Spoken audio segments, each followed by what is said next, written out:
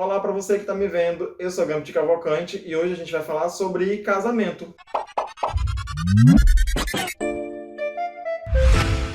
Antes de mais nada, eu preciso te avisar que se você veio até esse vídeo achando que tem uma resposta categórica sobre por que homens gays querem se casar, sinto decepcionar, eu não tenho essa resposta e se alguém disser que tem, duvide. Seria muito difícil para mim ou para qualquer pessoa ter uma resposta que diga por que cada indivíduo tem um desejo sincero dentro do seu ser. Pior ainda seria eu tentar decifrar esse desejo para um grupo de pessoas, ainda mais se esse grupo for um subgrupo social, que é assim que a gente chama todo grupo menor que vive dentro da sociedade, tá? Que é regido por uma série de comportamentos que ditam o que a gente tem que fazer para ser feliz e ter sucesso na vida, uma vez que essas duas coisas andam até atreladas. Eu não sei se dá para ter sucesso sem ser feliz. E se você tem sucesso e não é feliz, será que você tem sucesso mesmo?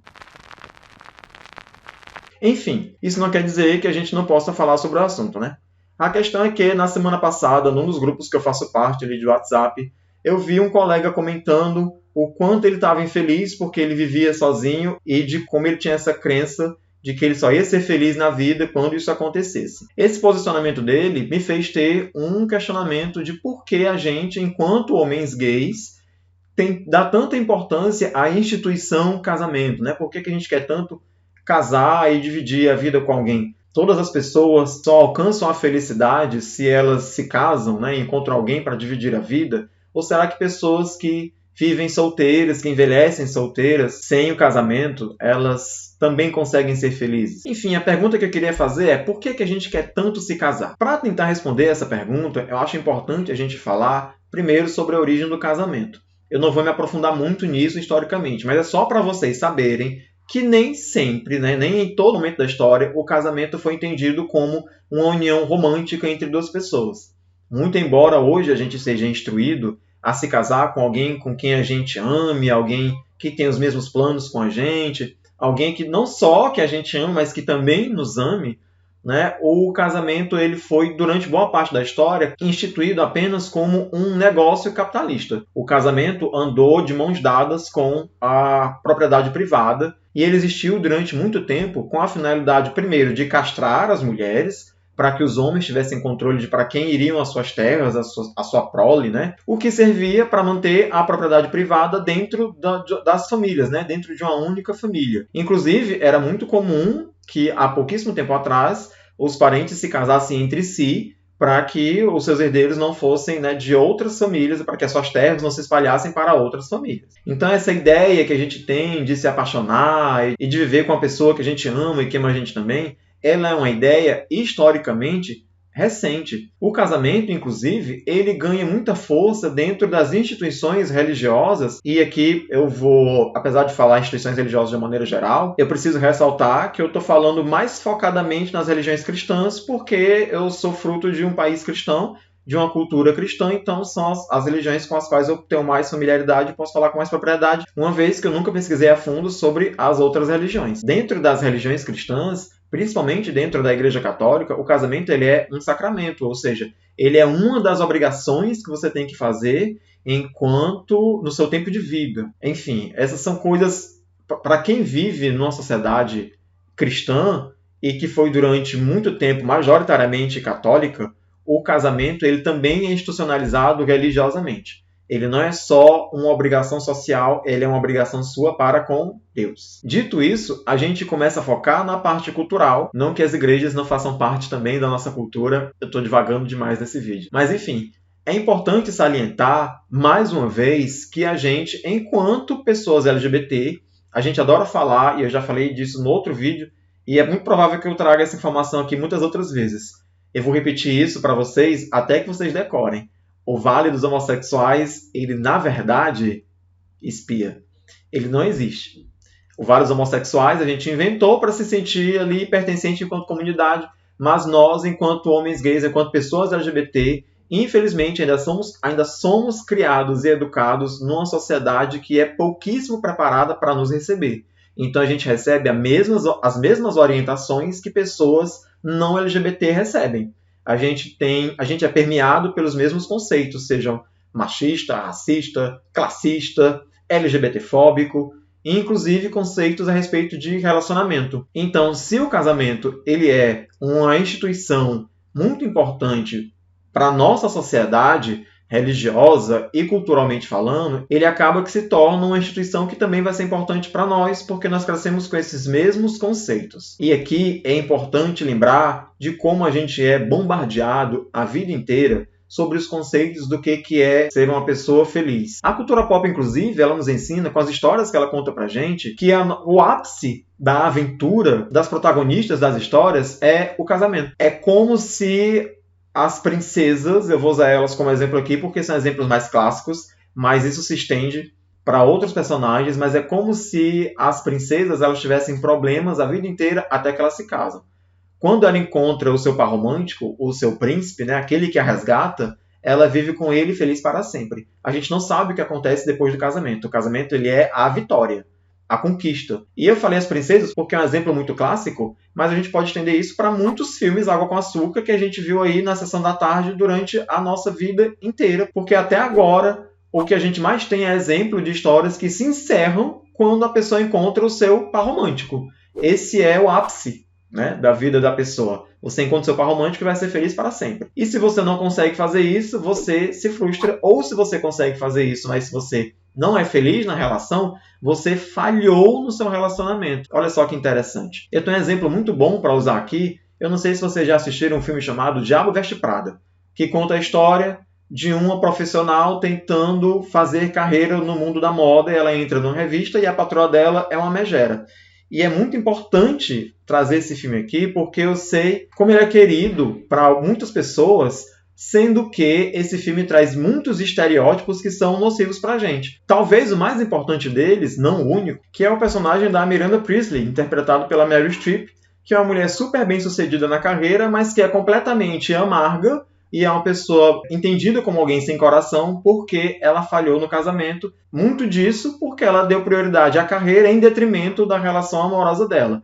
O que faz o personagem da Anne Hathaway, no final das contas, mudar de ideia com relação àquilo que ela pretendia para a carreira dela, para que ela valorizasse mais o relacionamento dela com aquele namorado que era extremamente abusivo, porque não queria que ela trabalhasse e ganhasse o próprio dinheiro. Ou seja, é um produto importante da cultura pop que nos ensina que a gente deve dar prioridade para as nossas relações amorosas, mesmo que isso nos prejudique profissionalmente. Porque se a gente primar pela carreira em detrimento do casamento, nós nunca seremos pessoas felizes. É como se a vida da gente ela só se completasse com o amor. Então vejamos bem, se a gente cresce a vida inteira, e esse é só um único exemplo que eu trouxe aqui, tá? Para além das princesas. Se a gente passa a vida inteira sendo bombardeado sobre como é importante se apaixonar por alguém, amar e se sentir amado, não seria surpresa que a gente tivesse como meta o casamento, né? Que a gente tivesse isso como uma conquista. Eu acho bacana trazer essa palavra aqui, porque sempre que alguém usa como adjetivo a palavra conquistador, eu nunca consigo pensar no Antônio Fagundes na novela O Dono do Mundo. Conquistador, para mim, eram aqueles grandes imperadores lá do início da história que invadiam terras, saqueavam terras, destronavam reis, destruíam culturas e, quando terminavam de fazer isso, seguiam para outras terras. Quando um desses imperadores conseguia fazer isso, a gente sempre diz que eles conquistaram novas terras. E quando a gente fala que eles conquistaram novas terras, você nunca pensa que um imperador como esse chegou para o imperador da terra vizinha e lhe ofereceu rosas com chocolate e chamou ele para jantar. Não, muito pelo contrário.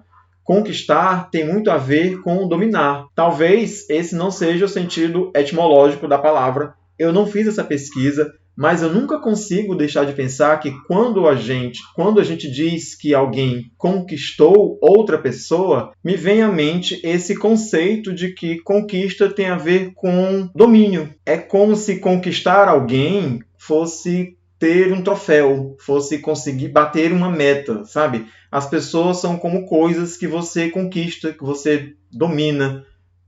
Eu tenho probleminhas com essa palavra. Seja como for, ter um relacionamento romântico é estabelecido socialmente como um processo natural da vida. E que se você não passa por aquilo, você certamente está errado de alguma maneira, você fracassou. Ora, pois, se esse é um processo natural, A gente tem que agir de acordo com a natureza, e se de acordo com a natureza você tem que encontrar um par romântico, você não vai se sentir completo enquanto isso não acontecer. Não obstante, a gente também precisa falar que se essa é a única forma de amor que nos é apresentada, se é a única forma de relacionamento que a gente entende, né, de relacionamento amoroso, que nos é ensinado, também é muito provável que a gente vá tentar reproduzir esse tipo de amor porque é o único que a gente conhece. Então a gente vai continuar vivendo a vida da gente em prol de conseguir uma relação amorosa e se sentindo frustrado por não tê-la conseguido. Seja como for, o motivo dessa conversa não é fazer juízo de valor do que quer que você almeje para a sua vida.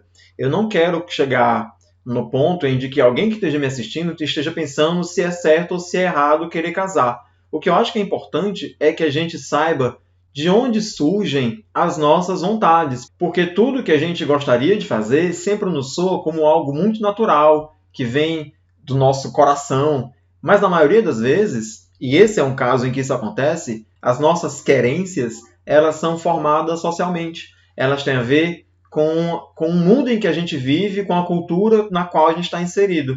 Veja vocês, hoje existem muitas outras possibilidades de relacionamentos amorosos que estão se apresentando para a gente, e a popularização dessas relações está fazendo a gente entender a instituição casamento de outras maneiras. Também é importante trazer aqui que o casamento ele é importante não apenas culturalmente, mas como uma instituição jurídica. Né? O casamento também funciona como uma manutenção de garantia de direitos. Ora, pois, se pessoas heterossexuais têm o direito de se casar, por que pessoas homossexuais também não teriam esse direito de casar, sendo que nós também somos cidadãos diante da Constituição que nos rege? Então, querer casar não é um problema. O que é importante na gente pensar nisso é o quanto nos frustra quando a gente não consegue conquistar algo que é muito mais um status social do que uma meta individual. Se você quer casar, por favor, se case. A gente só precisa entender como funciona a pluralidade das pessoas que nos cercam no mundo e que talvez não dar check, né, em algumas metas sociais não transforma nenhum indivíduo em menos do que outra pessoa e não pode fazer de você alguém infeliz. Só pense que talvez essa necessidade de validação ela tenha muito mais a ver com a gente se sentir inserido socialmente do que uma vontade particular daquilo que vai nos tornar pleno enquanto pessoas. Afinal de contas, e aqui vai mais um clichê para quem está me assistindo, ninguém é metade. A gente já nasce inteiro, né? Então pense bem se essa frustração que você sente que só vai ser sanada quando você tiver alguém do seu lado, de repente ela pode ser solucionada quando você tem uma conversa com você mesmo e quando você entender que você não precisa de outra pessoa para ser feliz. Eu acho que era essa a conversa que eu queria ter com vocês hoje, era a gente entender um pouquinho de onde é que vem essa necessidade que a gente tem de ter uma companhia, ou se não entender, pelo menos a gente pensar um pouquinho mais sobre isso. É óbvio que essa conversa poderia se estender por horas, ou talvez por dias, ou por semanas, né? E se vocês tiverem alguma opinião sobre esse assunto, não deixem de comentar aqui embaixo com muito amor no coração, por favor. A gente se vê então no próximo vídeo.